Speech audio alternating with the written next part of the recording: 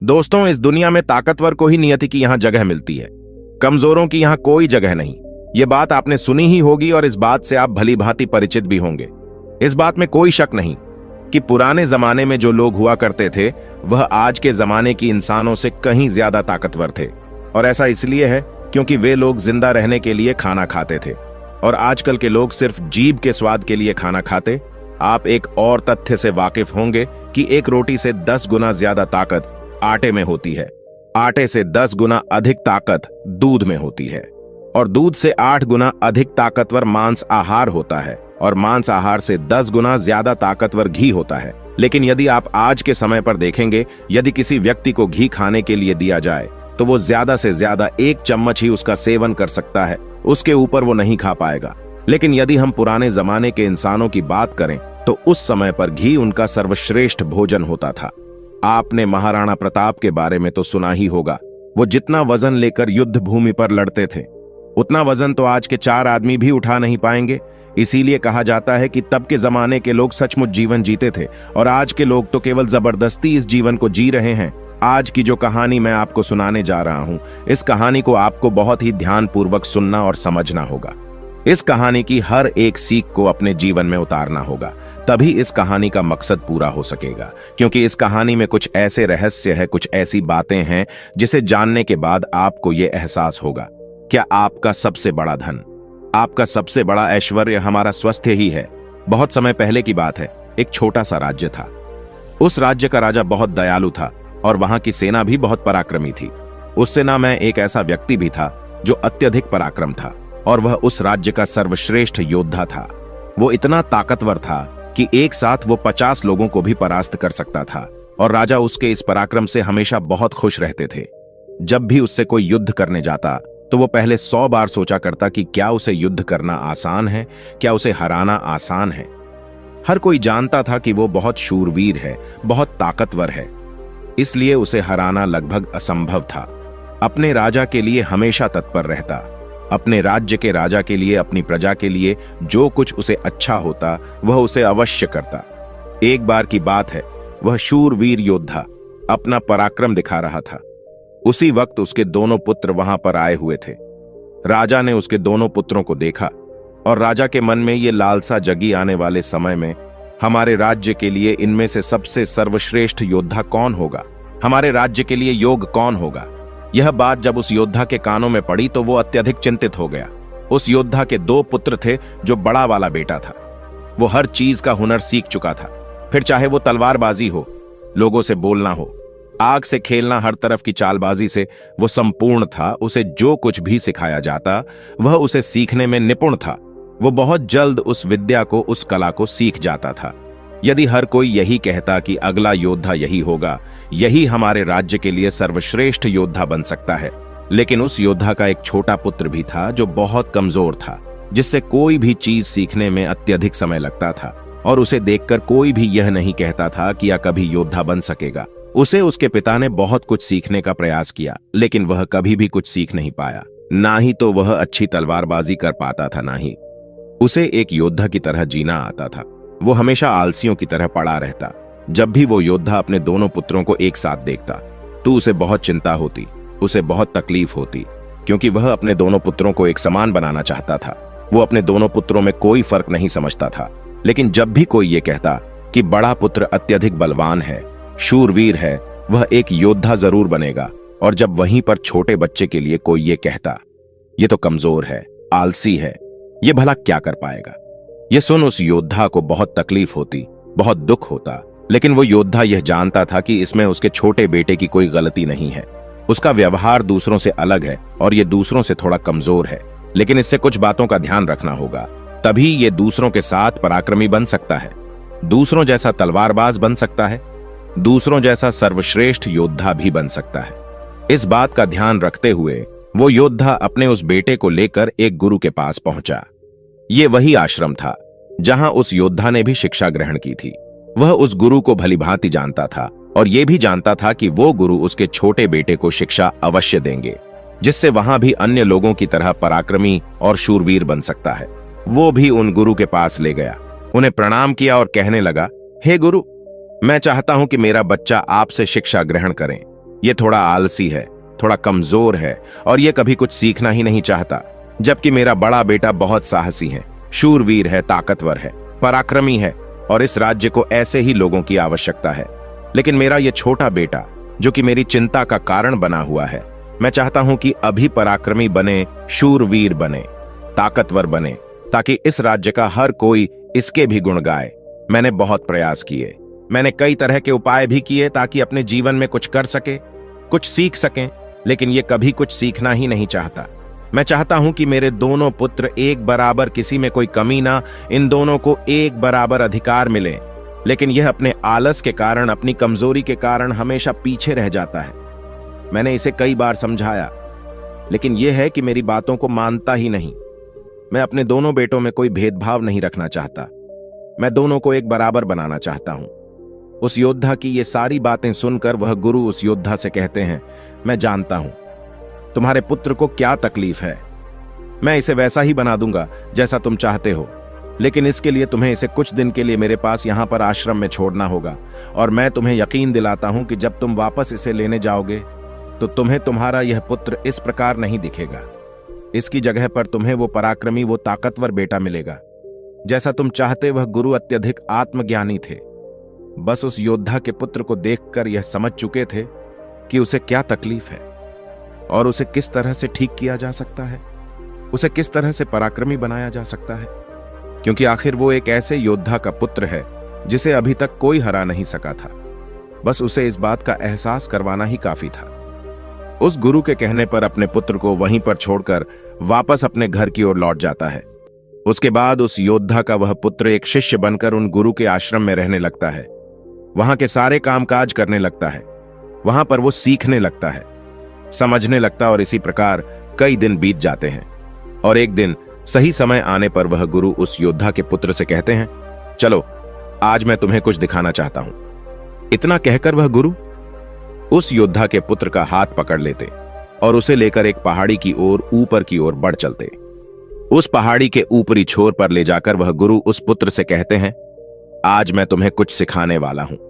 पुत्र, तुम्हें ध्यान से सीखना होगा, क्योंकि यदि तुमने आज ये बात नहीं सीखी तो तुम अपने जीवन भर कुछ नहीं कर पाओगे, कुछ नहीं सीख पाओगे, और हमेशा लोग तुम्हें कमजोर और असहाय समझेंगे और उसी दृष्टि से तुम्हें देखा जाएगा। धीरे धीरे कई दिन बीत चुके हैं और अब तुम्हारे घर जाने का वक्त भी करीब आ चुका है। इसलिए आज मैं तुम्हें यहां पर लेकर आया हूं ताकि मैं तुम्हें सिखा सकूं, यह समझा सकूं कि तुम इस धरती पर क्यों आए, तुम्हारे आने का क्या कारण है। इतना कहकर वो गुरु उस पुत्र को ऊपर की ओर इशारा करते हुए कहते हैं, ऊपर ध्यान से देखो। उस चील ने अपने पंजों में अपना नवजात शिशु रखा हुआ है। वह चील ऊपर की ओर बढ़ती चली जा रही थी, इतनी ऊंची जाती कि बादलों को चीर कर ऊपर बढ़ती ही चली जाती और वहां पर जाकर वो अपने बच्चे को छोड़ दे। यदि वो छोटा सा बच्चा डर गया, उसे यह समझ नहीं आ रहा था कि आखिर उस चील ने अपने ही बच्चे को इस तरह से नीचे क्यों फेंक दिया। गुरु और शिष्य दोनों इस दृश्य को बड़े ही ध्यानपूर्वक देख रहे थे। जैसे ही उस चील ने अपने उस बच्चे को नीचे की ओर छोड़ा, वो बच्चा तेजी से एक पत्थर की भांति नीचे की ओर गिरता चला जा रहा था। और वह जब तेजी से नीचे आने लगा तो उसने कई बार कोशिश की, कई बार प्रयास किए कि वो अपने पंखों को खोल सके, फड़फड़ा सके, जिससे वह हवा की उस रुख का फायदा ले सके, वह भी उड़ सके। लेकिन उसके कई अथक प्रयास के बाद भी उसके पंख नहीं खुल पा रहे थे और वह एक पत्थर की भांति तेजी से नीचे गिरता चला जा रहा था। जैसे जैसे वो नीचे गिरता जा रहा था, उसकी मां भी ठीक उसके पीछे ही थी। उसने ऊपर से अपने पंजे में फिर एक बार अपने उस बच्चे को पकड़ लिया। एक बार फिर वो चील अपने उस बच्चे को लेकर आकाश में ऊपर ऊंचाई की तरफ बढ़ती चली जाती है और फिर से वो ऊंचाई पर जाकर अपने बच्चे को ठीक उसी प्रकार छोड़ देती है। यह देख उस बच्चे को कुछ समझ नहीं आ रहा था कि आखिरी चील अपने बच्चे के साथ ऐसा क्यों कर रही है। यदि उसके बच्चे को कुछ हो गया तो फिर क्या होगा। चील लगातार इसी प्रक्रिया को दोहरा रही थी।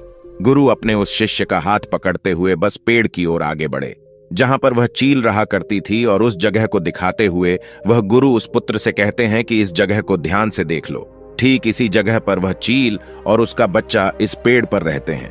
तुमने एक बात और गौर की, इस पेड़ पर तुम्हें अनेकों फूल देखने को मिल रहे होंगे, लेकिन जहां पर यह चील और इसका बच्चा रहता है वहां पर तुम्हें एक भी फूल नजर नहीं आएंगे, क्योंकि फूल बड़े ही कोमल होते। और वह चील चाहती तो इन फूलों को अपने साथ जहां पर रहती है उसे रख सकती थी, लेकिन वह जानती है कि फूलों में रहकर उसका बच्चा एक पक्षी बनेगा। लेकिन जब वह कांटों वाले घोंसले में रहेगा तभी एक चील बन पाएगा। और एक चील के बच्चे को हर तरह की यातनाएं बचपन से ही सहनी पड़ती है ताकि वह अन्य पक्षियों की तरह कोमल ना बने, क्योंकि वह एक चील का पुत्र है और उसे चील की तरह अपना जीवन व्यतीत करना है। यदि वो बाकी पक्षियों की तरह बनेगा तो उसमें चील वाले वो स्वभाव नहीं होंगे और ना ही उसे कोई चील का पुत्र कह सकेगा। ठीक इसी प्रकार तुम भी एक शूरवीर योद्धा के पुत्र हो। यदि तुम चाहो तो अन्य लोगों की तरह अपना जीवन व्यतीत कर सकते हो। तुम फूलों का आनंद ले सकते हैं, लेकिन तुम एक योद्धा के पुत्र हो, इसलिए तुम्हें भी कांटों की राहों पर चलना ही होगा। इन कांटों की राह पर चलकर ही तुम अपने आप को मजबूत बना पाओगे, अपने आप को शूरवीर और पराक्रमी बना सकोगे। ठीक वैसा ही ये चील भी कर रही है। वह भी अपने पुत्र को पराक्रमी और शूरवीर बना रही है। वो अपने बच्चे को उड़ान भरना सिखा रही है। वह बार बार जाकर अपने बच्चे को इसीलिए नीचे पटक रही है ताकि उसका बच्चा खुद ब खुद उड़ान भरना सीख ले। जब भी चील किसी को जन्म देती है तो हर बार उसे वही सिखाना चाहती है जो उसने सीखा है। वह एक चील होने का उसे एहसास कराना चाहती है। किंतु यदि वही पुत्र किसी और पक्षी के घर पर जन्म लेता तो उसे इस तरह की यातनाएं ना सहनी पड़ती, उसे इस तरह से किसी भी क्रिया से ना गुजरना पड़ता। वह फूलों के घोंसले में रह सकता था, वह फूलों में पैदा होता और फूलों में ही खत्म हो जाता। लेकिन चील के बच्चे का एक नियम होता है, एक नियति होती है कि नियति उसे तभी जिंदा रखेगी जब वो पराक्रमी होगा, शूरवीर होगा और उसे वो सारे हुनर, वो सारे पराक्रम सीखने ही होंगे। ठीक उसी प्रकार तुम भी एक शूरवीर योद्धा के पुत्र, एक पराक्रमी योद्धा के पुत्र, इसलिए तुम्हें भी वह हुनर सीखना ही पड़ेगा। अन्यथा अन्य पक्षियों की तरह तुम भी अपने जीवन में कुछ नहीं कर पाओगे। तुम भी एक दिन फूलों में जीकर फूलों में ही मर जाओगे। ये सब देखकर वो पुत्र उन गुरु के चरणों में गिर पड़ा, उन्हें प्रणाम की और कहने लगा, हे गुरुदेव, मुझे अपनी गलती का एहसास हो चुका है। मुझे यह पता चल चुका है कि मैं एक शूरवीर योद्धा का पुत्र हूं और मुझे अपना जीवन इसी तरह से जीना है। मुझे इस हुनर को सीखना ही होगा। इतना कहकर वह गुरु और शिष्य वापस आश्रम की ओर लौट जाते हैं। वहां पहुंचने के बाद वह गुरु अपने उस शिष्य से कहते हैं, मैं तुम्हें कुछ ऐसी बातें बताने जा रहा हूं जिससे तुम्हें अपने जीवन में उतारना होगा। यदि तुम इन बातों को अपने जीवन में उतार लेते हो और इसे तुम्हें जीवन भर याद रखना होगा। जो कुछ तुमने अभी उस चील से सीखा है वह तुम्हारे लिए एक ऐसी सीख है जिसे तुम्हें कभी नहीं भूलना चाहिए। लेकिन तुम एक चील नहीं हो और चील की बच्चों की तरह तुम इन ज्ञान को भी अर्जित नहीं कर सकते। आखिर तुम एक इंसान हो और तुम्हें इंसानों की तरह ही अपने शरीर को बनाना होगा। आज मैं तुम्हें कुछ बातें बताने जा रहा हूं जो तुम्हें अपने घर जाकर करनी होगी, जिससे तुम एक पराक्रमी योद्धा बन सकोगे और अपने शरीर को स्वस्थ रख पाओगे। क्योंकि एक शूरवीर हमेशा अपने शरीर का ध्यान रखता है। वो हमेशा अपने शरीर को चुस्तीला और फुर्तीला बनाए रखता है, जिसके कारण वो कभी बीमार नहीं पड़ता। तुम्हें भी इस बात का ध्यानपूर्वक ध्यान रखना होगा। तुम्हें सुबह जल्दी उठना होगा। 6 से 8 घंटे की नींद तुम्हारे लिए महत्वपूर्ण है। इससे ज्यादा कभी मत सोना। सुबह जल्दी उठकर अपना जो हुनर है उसका अभ्यास करना।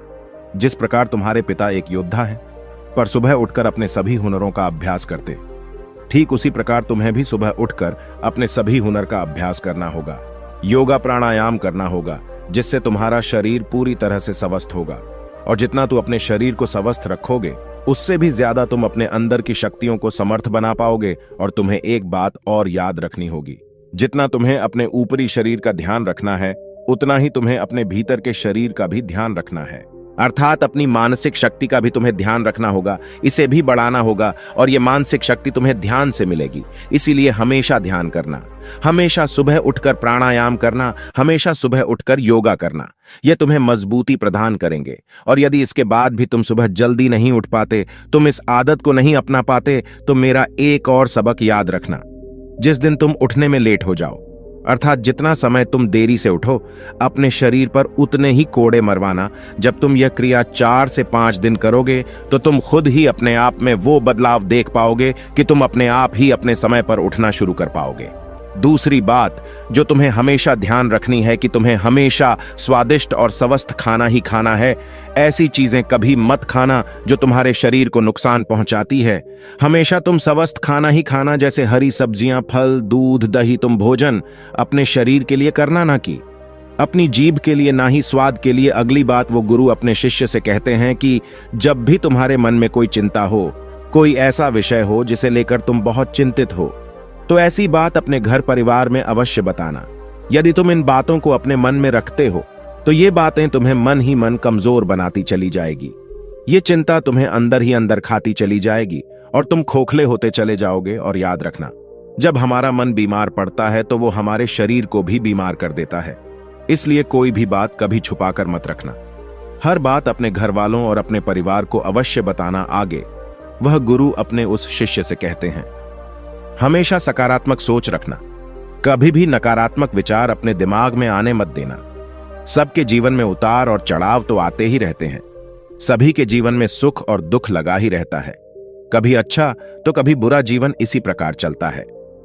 तुम्हारे जीवन में समय चाहे कैसा भी क्यों ना आए, लेकिन तुम्हें हमेशा एक सकारात्मक सोच ही अपनानी है, जिससे तुम अपने जीवन में आने वाली कठिन से कठिन परिस्थितियों का सामना हंसते हुए और बड़ी ही सरलता से उसका सामना कर सको और जीवन में आगे बढ़ पाओगे। अगली बात जो तुम्हें याद रखनी चाहिए, क्यों तुम्हें हमेशा मुस्कुराते रहना है? क्योंकि एक योद्धा यदि चिंतित हो तो उसका राज्य भी चिंतित हो सकता है, और तुम्हारी मुस्कुराहट से ही सबको ताकत मिलती है। तुम एक शूरवीर योद्धा के पुत्र, तुम्हारी हंसी तुम्हारे चेहरे से अलग नहीं होनी चाहिए। तुम्हारा मुस्कुराते रहना ही तुम्हारे और तुम्हारे राज्य के लिए उचित है, और यह तुम्हारे राज्य को एक सकारात्मक ऊर्जा प्रदान करता है, और तुम्हारा मुस्कुराते रहना तुम्हारे लिए भी अच्छा है। यह तुम्हारे भीतर सकारात्मक ऊर्जा का प्रवाह करता है। गुरु अपने उस शिष्य को आखिरी सीख देते हुए कहते हैं, हमेशा अपने जीवन में दान पुण्य करते रहना, तो इससे कभी पीछे मत हटना। तुमने देखा होगा कि राजा महाराजा ऐसे होते हैं, क्यों दान के समय पर उनसे जो मांगा जाए वो सब देने के लिए तैयार हो जाते। फिर चाहे आप उनका राजपाट ही क्यों ना मांग लें, दान पुण्य करना अत्यधिक जरूरी है। और ऐसा नहीं कि दान में तुम केवल धन ही दो, तुम किसी की मदद भी कर सकते हो। इसलिए दान पुण्य के समय पर तुम्हें कभी पीछे नहीं हटना चाहिए। जब हम दान करते हैं तो हमारे मन में एक अजीब सी खुशी महसूस होती है। हमारा मन बहुत खुश होता है, हम बहुत अच्छा महसूस करते हैं, और ये खुशी हमारे शरीर को और भी ज्यादा मजबूत बनाती है। लोगों में यह गलत धारणा है कि जब हम दान करते हैं तो हमारी संपत्ति घटती है, लेकिन ऐसा नहीं है। जब हम दान करते हैं तो इससे हमारी संपत्ति घटती नहीं बल्कि बढ़ती चली जाती है। इसलिए दान करने से कभी पीछे मत हटना। जब भी तुम्हें मौका मिले, जैसा भी तुम्हें मौका मिले, तुम दान अवश्य करना। इतना कहकर गुरुवर शांत हो गए और शिष्य उन गुरु के चरणों में प्रणाम करके उनसे कहता है, हे गुरु, आपने जो मुझे शिक्षा दी है, ये शिक्षा मैं अपने जीवन भर याद रखूंगा। इसे मैं कभी भुला नहीं पाऊंगा। हे गुरु, अब मुझे आज्ञा दीजिए। मैं अपने घर जाना चाहता, अपने पिता की तरह एक पराक्रमी योद्धा बनना चाहता हूं। इतना कहकर वह शांत हो जाता है और गुरु उसे आशीर्वाद